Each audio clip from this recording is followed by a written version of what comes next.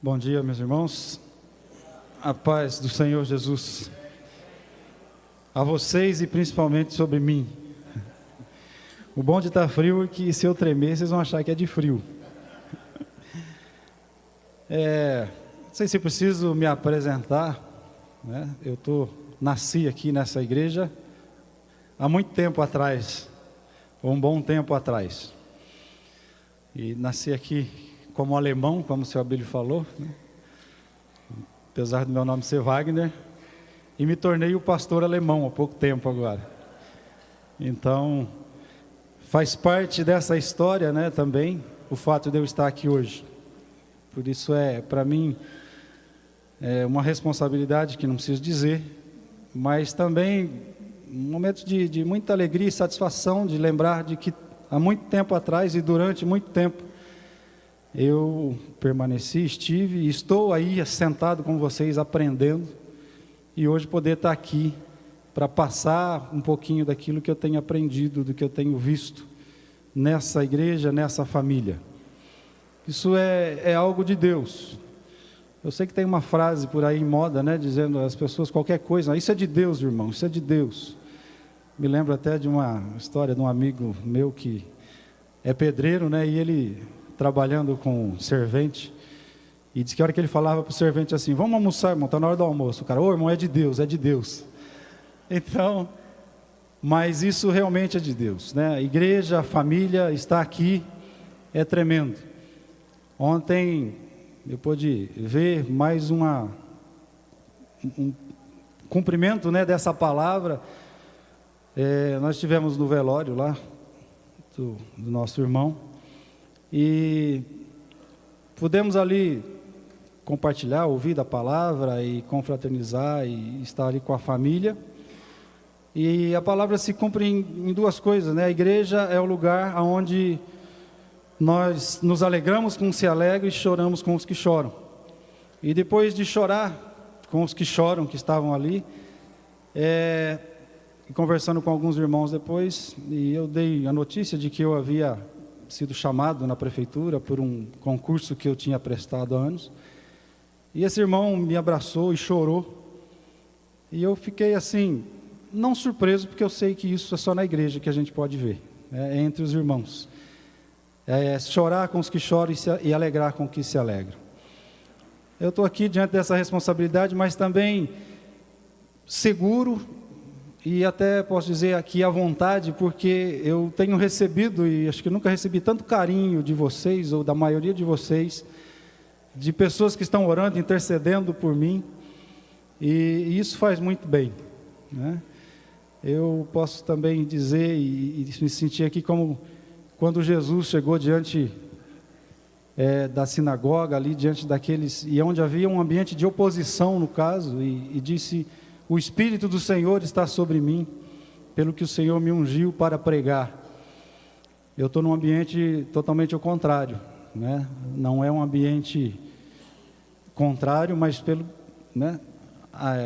aberto para receber essa palavra, e eu posso dizer, e eu tenho a certeza que o Espírito do Senhor está sobre mim, para poder falar aquilo que Ele tem para nós nessa manhã, amém?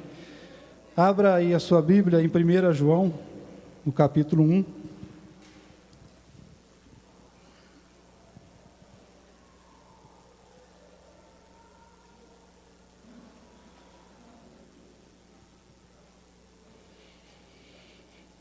Primeira João, capítulo 1, do versículo 1 ao 4.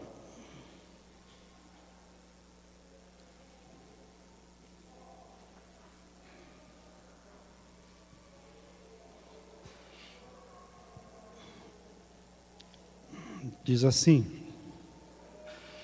o que era desde o princípio, o que temos ouvido, o que temos visto com os nossos próprios olhos, o que contemplamos e as nossas mãos apalparam, com respeito ao verbo da vida. E a vida se manifestou, e nós a temos visto, e dela damos testemunho, e vô-la anunciamos, a vida eterna, a qual estava com o Pai, e nos foi manifestada. O que temos visto e ouvido, anunciamos também a vós outros, para que vós igualmente mantenhais comunhão conosco. Ora, a nossa comunhão é com o Pai e com o seu Filho Jesus Cristo. Estas coisas, pois, vos escrevemos, para que a nossa alegria seja completa. A palavra que Deus me deu para essa manhã é essa, e a respeito de João. E por que João? Primeiro, porque é o evangelho talvez mais simples, pelo menos que eu vejo assim, e mais fácil de entender.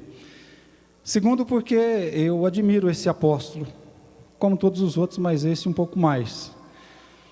E por algumas qualidades que nós vamos ver aqui, a respeito da vida de João, da sua simplicidade. E pelo que a simplicidade do seu evangelho, né? Quando a gente tem o costume de, quando a pessoa está começando a ler a Bíblia e não entende muito bem, a gente recomenda, leia primeiro a João, né? Segunda, terceira, que são cartas simples e fáceis de entender. E essa simplicidade de ser um cara que é tudo isso e muito mais coisa que nós vamos ver aqui, tem a simplicidade de, ao escrever uma carta, dizendo: olha, o que eu tenho visto e ouvido, isso eu vos anuncio. João tem tudo, ou teria toda a condição de chegar aqui e dizer: olha, eu vou falar de um assunto, né, que vocês nunca ouviram falar, eu vou falar de algo que, para impactar, né, com coisas assim, novas descobertas e tudo mais, mas o que ele se propõe a dizer: olha, eu vou falar daquilo que eu tenho visto e ouvido, nada mais do que isso. E é isso que eu quero fazer também, falar daquilo que eu tenho visto e ouvido. E olhando para o Evangelho e a vida de João, eu não consigo ver, além de outras virtudes, mas principalmente 2 pontos que eu queria aqui compartilhar com vocês. O primeiro, que é a simplicidade de João. Numa das pesquisas que eu fiz a respeito da vida de João, fala que ele foi, ou que se tornou, um grande teólogo. E aí eu fico pensando, o cara que se tornou e que é um grande teólogo, escreve um evangelho desse jeito, pura simplicidade, né, desse homem. Segundo, porque João, eu vejo ele como um privilegiado, um cara agraciado por Deus. Em comparação, não em detrimento aos outros, mas em comparação com os demais, João, ele foi um privilegiado. E por quê? Primeiro, João foi o único apóstolo a morrer de morte natural. Enquanto os outros morreram na cruz, cerrado ao meio, arrastado pela rua, a espada e tantas outras mortes terríveis, João, e o próprio Jesus anunciou isso antes, né, dizendo, né, e já prevendo isso, de que João morreria de uma morte natural. Então, é um privilégio, né, diante de todos esses outros, o que Deus concedeu a João. Uma outra curiosidade, que foi João quem escreveu o versículo mais importante da Bíblia. Pelo menos eu aprendi assim, né, que eu devia, né, decorar esse versículo, João 3,16. De tal maneira amou Deus o mundo, que deu o seu Filho unigênito, para que todo aquele que nele crê não pereça, mas tenha vida eterna. João resumiu todo o plano, o projeto de Deus num só versículo. E é o versículo que todos nós devemos saber. Então, uma pessoa importante e abençoada. E depois, João, em várias passagens aí, que nós não precisamos ler, mas revela que João era o discípulo amado. E lendo o Evangelho de João, também você começa a ver que João, ele sempre procurou se manter no anonimato, né? Ele oculta um pouco a sua identidade no Evangelho. E eu fico pensando assim, como foi para João quando ele teve que escrever esses versículos aqui, o 13, não precisa abrir aí, 13:23, por exemplo, que fala: ali estava aconchegado a Jesus uns dos seus discípulos, aquele a quem Jesus amava. É João escrevendo isso. Imagine você, ou eu, né, se fosse escrever isso. Eu tenho que escrever que é o discípulo a quem Jesus amava. né? Talvez nós colocaríamos ali, e ali estava eu, fulano de tal, a quem Jesus amava muito. E João, né, sequer menciona o seu nome, mas diz ali estava aconchegado, né, o conchegado no peito de Jesus, aquele a quem Jesus amava, e era ele. Outras passagens revelam isso. João 20, versículo 2, diz: então correu e foi ter com Simão Pedro, e com o outro discípulo a quem Jesus amava.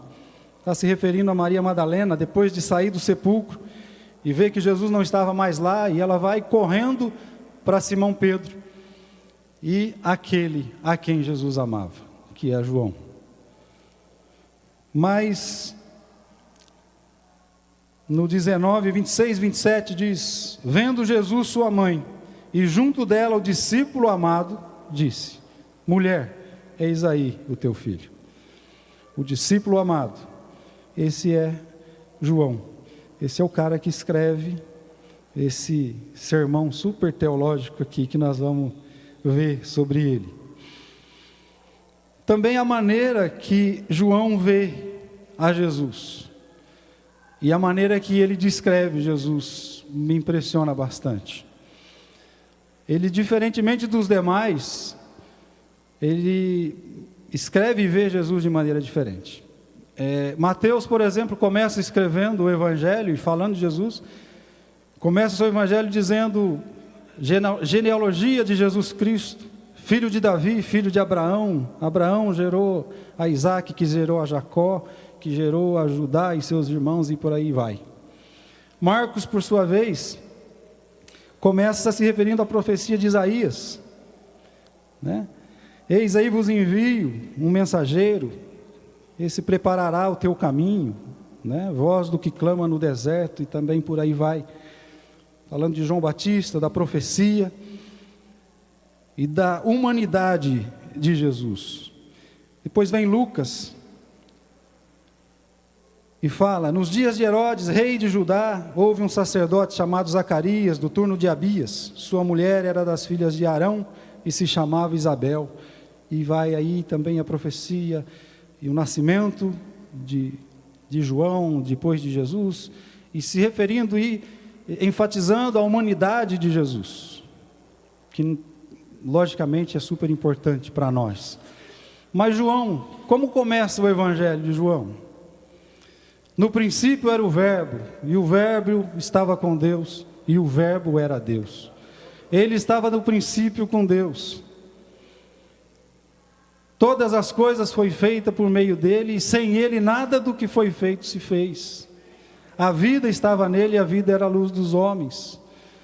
A luz resplandece nas trevas, e as trevas não prevaleceram contra ela. Havia um homem enviado por Deus, cujo nome era João. Ele veio como testemunho da luz, a fim de que testificasse da luz, a fim de que crescem por intermédio dele. Ele não era a luz, mas testificava a respeito da luz. O Verbo estava no mundo, o mundo foi feito por ele, mas o mundo não o conheceu. Veio para o que era seu, mas os seus não o conheceram. Mas a todos quantos o receberam, deu-lhes o poder de serem feitos filhos de Deus, a saber, os que creem no seu nome, aqueles que não nasceram do sangue, nem da vontade da carne, e nem da vontade do homem, mas de Deus. E o principal versículo que eu acho maravilhoso: e o Verbo se fez carne, e habitou entre nós, cheio de graça e de verdade, e vimos a sua glória como a do unigênito do Pai. Assim começa João a descrever, assim vê João a Jesus. Bem diferente, enfatizando, exaltando a divindade de Jesus, afirmando e deixando claro que Jesus é Deus. Por isso, ao ler 1ª, 2ª e 3ª João, a gente vê ali muitos versículos afirmando isso, porque João fala contra o anticristo. E o anticristo, o principal argumento do anticristo é que Jesus é humano, que Jesus é homem e que ele não é Deus. Então isso fica muito claro, a simplicidade de João. E aí, lembrando disso, me levou a pensar que há mais ou menos, e não mais ou menos, né, mas para mais, aí há 30 anos atrás, chegava e se reunia aqui em Bauru, né, numa república, alguns jovens, cheios de sonhos, cheios de esperanças, de incertezas também, mas se reuniam ali na República, né, do Noroeste, também cheio de medo, com seus temores, suas dúvidas, e cheio de pecados também, né? E alguém ali que havia conhecido esse Evangelho e esse Jesus, sai à procura de alguém para que pudesse falar ou ensinar desse Jesus, que foi o Luizinho. E não sei porquê, cai numa igreja ainda pequena, que estava se formando, e encontra ali um cara que não tinha nada a ver com futebol, com bola, e que se dispõe a fazer esse serviço. E eu lembro que aí no final de 86, aparece lá na República um rapaz baixinho, cheio de cabelo ainda, acompanhado, eu não lembro se da primeira vez, mas eu acho que o Josa já estava junto. O Josa com esse mesmo corpinho, né? há muitos anos atrás. E um cara que não tinha roupa de pastor, né? Usava calça jeans, tênis, não tinha voz de pastor, não falava grosso e, né, aquelas coisas que a gente vê. E com simplicidade, né, ele conseguiu passar e ensinar para nós esse Evangelho, e que deu no que deu, né, e de muitas coisas que a gente não sabe ainda, que anda acontecendo por aí.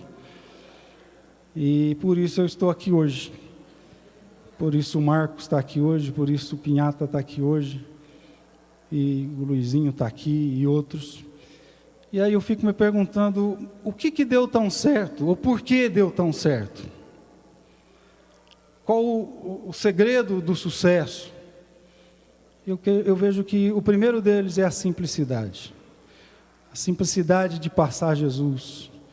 Não tem como ensinar e falar de Jesus se não for com simplicidade. Não é só no vestir e no falar, mas na maneira de agir, de ser e tudo mais. E aí eu falei, né, de duas coisas, da maneira como ele vê Jesus e da maneira como ele passa Jesus, né? O Evangelho de João. E pelo menos duas coisas no Evangelho de João, da maneira que ele passa e transmite Jesus, e é o que aconteceu com a gente. João é o livro, talvez, que mais trate diretamente sobre dois assuntos, pelo menos. E eu creio que esse é o segredo do sucesso, né? Porque quando o Ed chegou ali para ensinar, para discipular, na verdade ele nem foi lá para discipular, porque no começo foi um negócio meio para que evangelizar, né? E depois se tornou um discipulado. Mas o que ele apresentou para nós? O Evangelho de João. Eu lembro que foi o primeiro estudo, o primeiro contato que eu tive com a Bíblia, foi sobre o livro de João. Aqueles 6 estudos, né, que muitos aqui devem ter feito sobre João. Então, o que traz de tão especial, de tão importante esse Evangelho? Duas coisas. É o livro que mais fala de vida eterna e de pecado. E foi isso que eu creio que fez a diferença e que faz a diferença na nossa vida. A vida eterna é segurança, é conforto e esperança. Eu digo a esperança, não da vida eterna, porque nós já temos, a partir do momento que cremos, né, em Jesus. Mas a esperança de ir e de estar com Ele. Mas a mensagem, essa palavra que João tanto bateu nisso, né, sobre a vida eterna, e que essa vida está em Jesus, ela nos traz um conforto e uma segurança muito grande. E como eu disse, nós ali ainda éramos adolescentes, jovens, cheios de incertezas, de sonhos, mas de temores e de todas as coisas que a gente sabe. E ao conhecer e saber da vida eterna, isso ajudou e mudou a nossa maneira de ver e de encarar a vida, ao ponto de que muitos daqueles sonhos não se realizaram, não se concretizaram na nossa vida, mas em nem um pouco, pelo menos na minha vida, atrapalhou, pelo contrário, me deu e me fez crescer muito mais e ser feliz, como nós cantamos agora há pouco, né? Eu tenho a vida eterna, eu tenho aquilo que a gente mais precisa, e aquilo que o seu Abilionte falou, né, lá no velório. Triste seria, né, falar num velório, né, seu Abilionte, a pessoa não tem a certeza da vida eterna, mas quando se tem, tudo se torna mais fácil, mais confortável e mais seguro para nós. Fala também sobre pecado, muitas passagens, muitos versículos. E pecado, embora as pessoas resistam, né, em falar nisso, é o assunto mais atual que existe. Isso resolve o problema de qualquer pregador inexperiente, como eu, que se você não tiver assunto para falar, fala sobre pecado. Você vai pegar todo mundo, né, e em qualquer lugar que você tiver, porque é o assunto mais atual que existe. João falou sobre ele. O pecado, aquilo que é o maior problema da sociedade, do governo, né? Agora nós estamos, né, jogando tudo nas costas dos políticos, né? Porque há muito pecado, há muita coisa errada, sim, mas é o problema de todos nós, né? É um problema que começa em cada um de nós, o pecado. Então a gente precisa aprender algumas coisas com João e com esse evangelho. A primeira delas é tratar o pecado como pecado. Como eu disse, é um assunto que as pessoas resistem às vezes em falar, e às vezes é mais fácil dizer para um filho ou para alguém que a gente gosta: olha, isso não foi muito legal, isso não é muito bacana. Tá bom, é um jeito bonito de você falar, mas tem coisa que a gente devia falar: isso é pecado. E principalmente na igreja, a gente parece que tem, né? Porque é pesado. Mas não é só porque é pesado, é porque é simples demais. E aí parece que a gente é quadrado, né? Ah, esse aí está falando de pecado, hein? Isso é pecado. O que é pecado? João falou, porque o maior problema nosso é esse, é o pecado. E a gente precisa tratar ele, pecado como pecado, não como uma coisinha feia. É algo que ofende a Deus e que nos separa dele. É muito mais grave do que a gente pode pensar ou imagina. Segunda coisa, é voltando a essa simplicidade de João e do Evangelho. Orar junto. São coisas que a gente precisa manter. A reunião de oração, de estar aqui junto, mas também em casa, de orar com a família, de orar com os filhos, a esposa. Deus me abençoou tremendamente, né? Como consequência desse evangelho, desse Cristo que eu conheci, Ele me deu uma família, e uma família abençoadíssima, aonde eu posso praticar isso. É comum a gente se reunir em casa para orar, e a Rebeca já está acostumada com isso, que agora ela fala, como que ela fala? Vamos falar motivos, né? Porque tem algum motivo de oração, né? Eu pergunto, e aí ela fala, nós vamos falar motivos, né, de oração. E são coisas simples, e às vezes parece simples demais, né? Eu vou parar com a minha esposa para orar, vou orar com, né? Eu oro na igreja, eu oro sozinho. Voltar à simplicidade, né? Isso é importante e nos ajuda muito. Sentar à mesa, isso tem sido ensinado aqui, e eu não me esqueço, porque no meu casamento, um dos aconselhamentos, um dos conselhos que foi dado no meu casamento, foi esse, ou esses dois pelo menos, o de orar junto, e o de sentar à mesa, para comer. Outra coisa, que parece não ter importância, né? Na correria não dá, enfim, eu sei que às vezes não dá mesmo, mas devemos ter um esforço para voltar à simplicidade. Isso é evangelho também. Sentar à mesa, né? Desligar celular, televisão, e olhar um no olho do outro, né? ouvir um ao outro. Isso faz parte da simplicidade. Ir aos cultos com a família. Isso também parece que é coisa do passado, né? Estou indo eu, né? Hoje não precisa ir o resto. Já estou indo eu e a minha esposa, para que os meus filhos? E esse é um problema assim que eu tenho percebido na igreja, né? Que os filhos, na congregação lá é assim. Não sei se aqui também é. Que os filhos estão na igreja com os pais até uma certa idade. Enquanto é pequeno, vamos dizer assim. Começou a pré-adolescência, o adolescente, e os filhos começam a tomar outro rumo.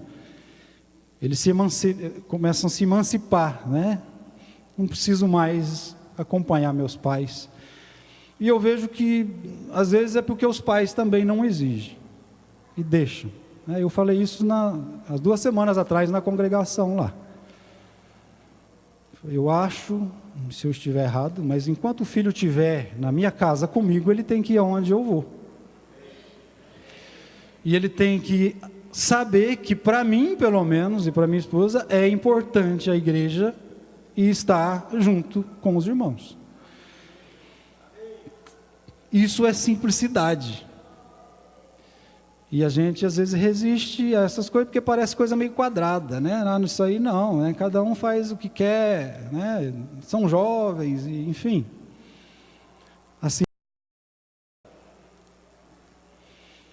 se ajoelhar, né? Ultimamente, para pôr os colchões aqui na reunião de oração, isso é simplicidade, gente, né? Isso não é tradição, né? Às vezes a gente acha que é tradição, tradicionalismo, né? Ajoelhar para orar pode até ser tradição, mas mais do que isso é uma atitude, e uma atitude de reverência diante de Deus. E a gente precisa voltar a essa simplicidade, né? De não ter vergonha de ajoelhar para orar, seja na igreja, seja em casa ou aonde for.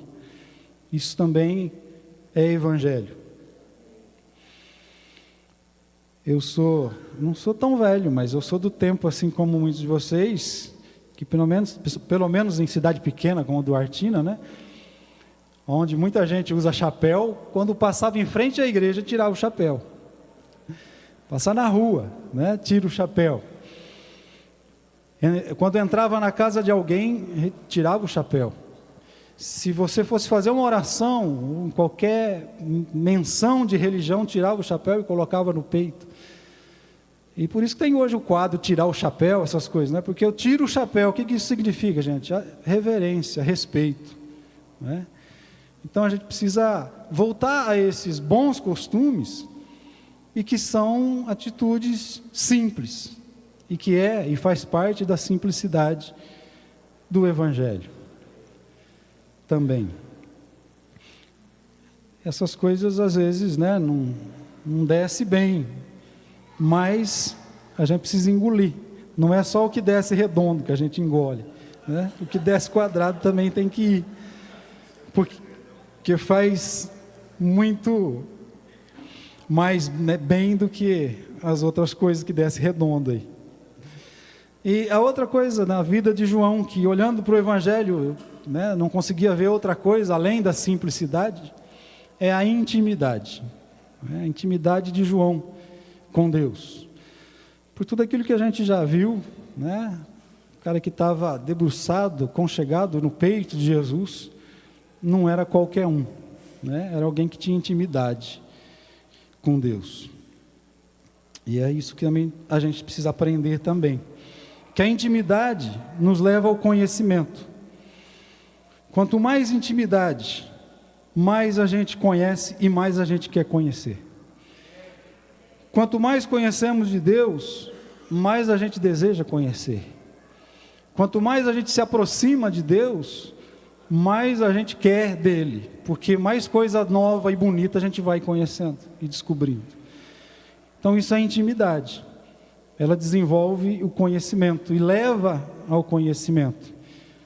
João certamente sabia disso. E a gente precisa. Outra coisa é que a intimidade não permite o desrespeito.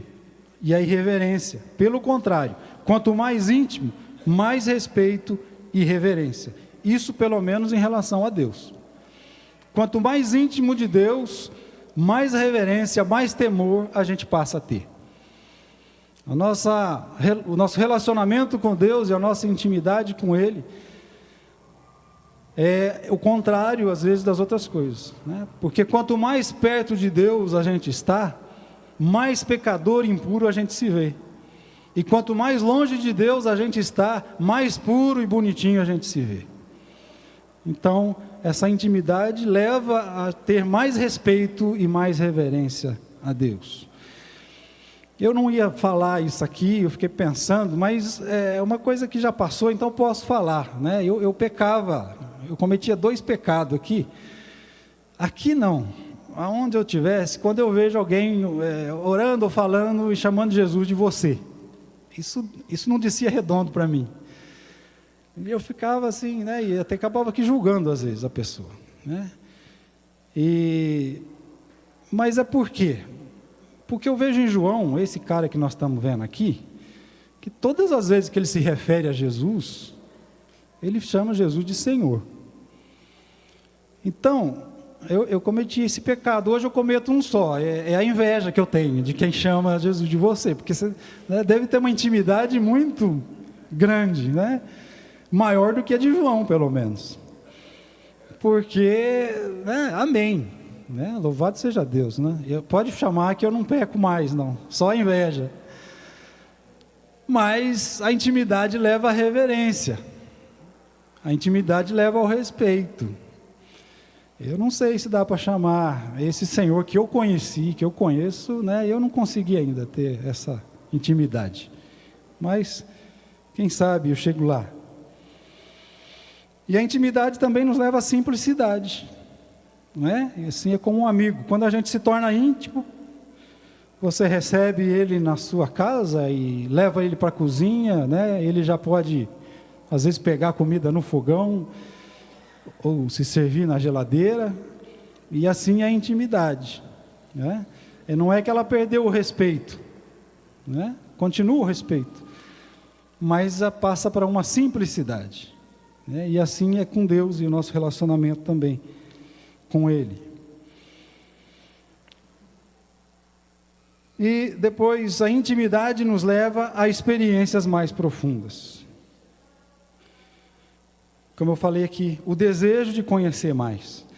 Quanto mais intimidade, mais experiências e mais profundas a gente começa a ter com Deus, não é?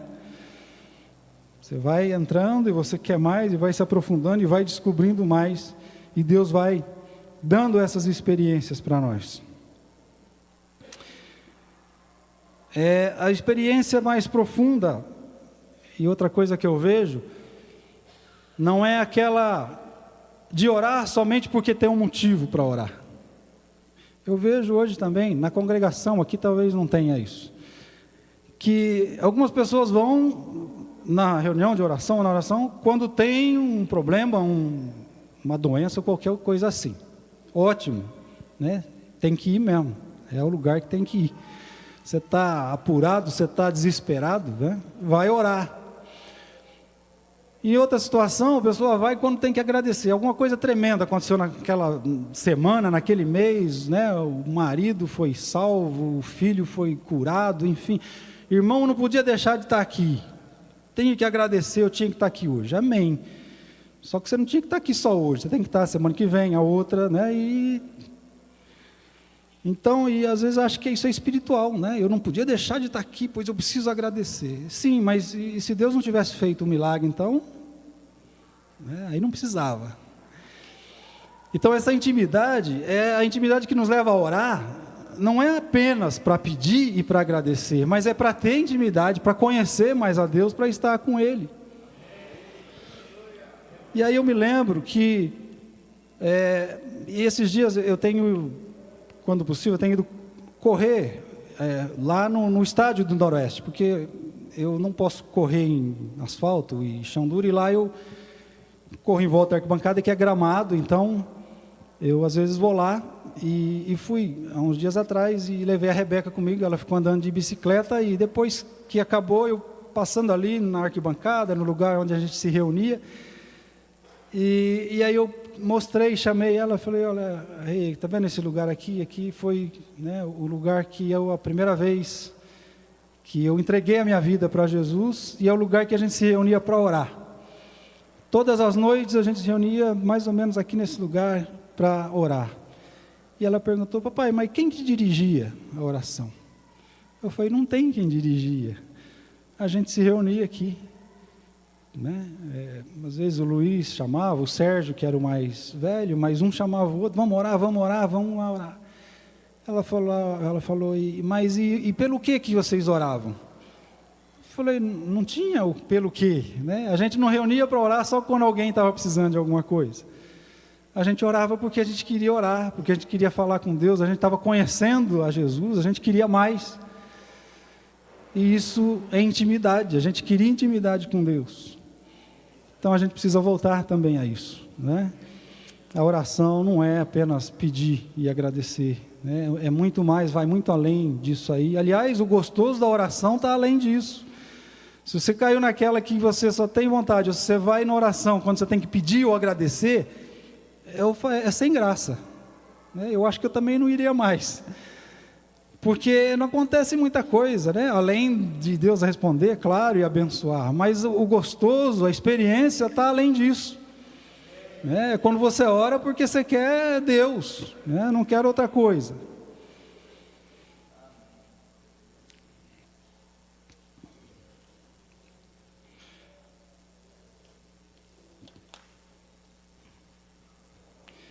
Esses dias, né, que antecedem aqui a pregação, né, foram dias também de experiências com Deus.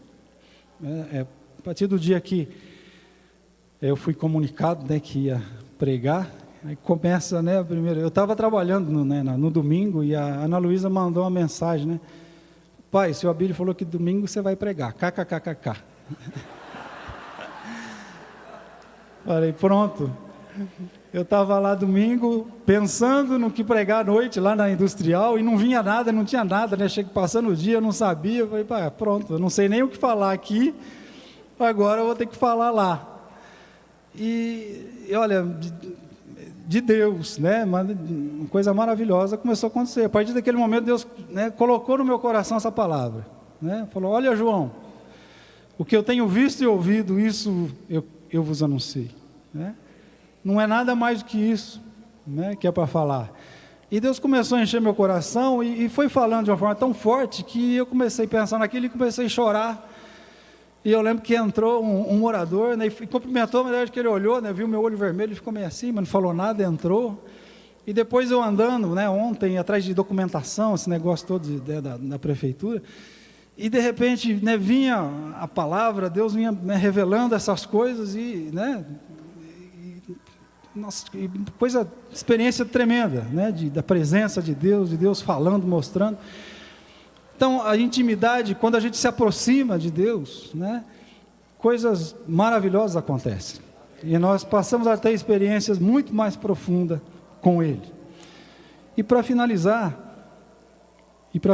com João, qual foi a experiência profunda, ou mais uma delas, né, que João teve com Jesus?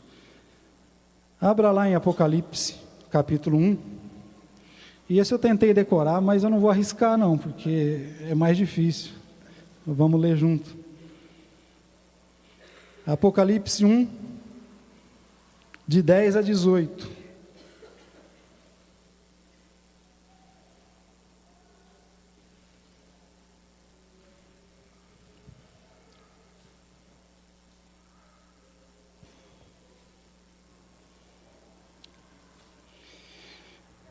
Olha a experiência que João teve com Jesus.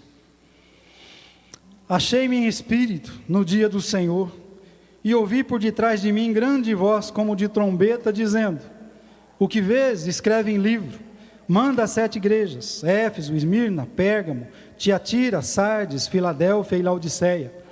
Voltei-me para ver quem falava comigo, e voltado vi 7 candeeiros de ouro, e no meio dos candeeiros um semelhante a filho de homem, com vestes talares e cingido à altura do peito com uma cinta de ouro.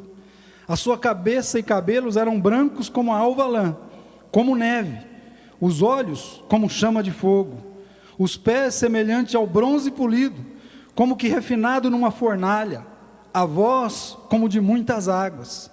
Tinha na mão direita 7 estrelas, e da boca saía-lhe uma afiada espada de 2 gumes. O seu rosto brilhava como o sol na sua força. Quando o vi, caí a seus pés como morto. Porém ele pôs sobre mim a mão direita, dizendo: não temas, eu sou o primeiro e o último, e aquele que vive. Estive morto, mas eis que estou vivo pelos séculos dos séculos, e tenho as chaves da morte e do inferno. Louvado seja o nome do Senhor. Isso é o que João viu e ouviu. Isso é um pouco daquilo que eu ouvi, e eu creio e sei que Deus ainda vai mostrar, e eu vou ainda ouvir, e que eu quero deixar para vocês. Que Deus abençoe. Amém. tvcmc.com.br é o nosso canal para compartilhar o Evangelho do Reino de Deus e o senhorio de Jesus Cristo.